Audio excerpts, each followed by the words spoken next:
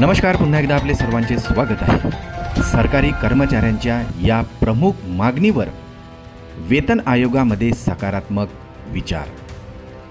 सरकारी कर्मचाऱ्यांच्या काही प्रमुख मागणीवर आयोगामध्ये सकारात्मक विचार केला जाण्याची शक्यता असल्याची माहिती आता समोर आली आहे।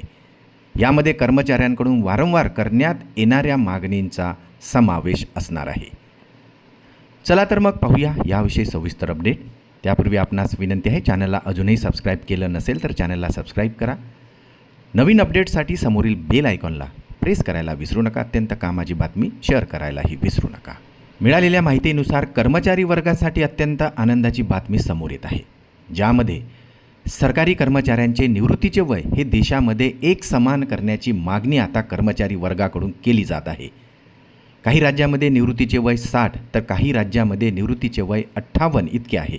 यामध्ये एक सूत्रता आणण्याचा प्रयत्न सरकारमार्फत केला जाण्याची शक्यता आता दिसून येत आहे। सरकारी कार्यालयामध्ये अतिरिक्त कामाचा ताण आता कर्मचाऱ्यांवर दिसून येत आहे। मंजूर पदापैकी 70% पदभरती करण्यात आली असून अनेक पदे आता रिक्त आहे। यामुळे अतिरिक्त कामाचा मोबदलासुद्धा दिला जावा अशी कर्मचाऱ्यांची मागणी आता केली जात आहे। कामाच्या वेळेस कर्मचाऱ्यांना संरक्षण मिळणे अत्यंत आवश्यक आहे।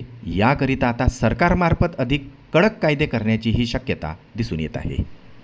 तसेच अत्यंत महत्त्वाचे म्हणजे कर्मचाऱ्यांना वेतनवाढ इतर भत्त्यामध्ये वाढ करण्याकरिता अधिकृत निर्णयाची आवश्यकता असते। सदर निर्णयाला नेहमीच विलंब होतो।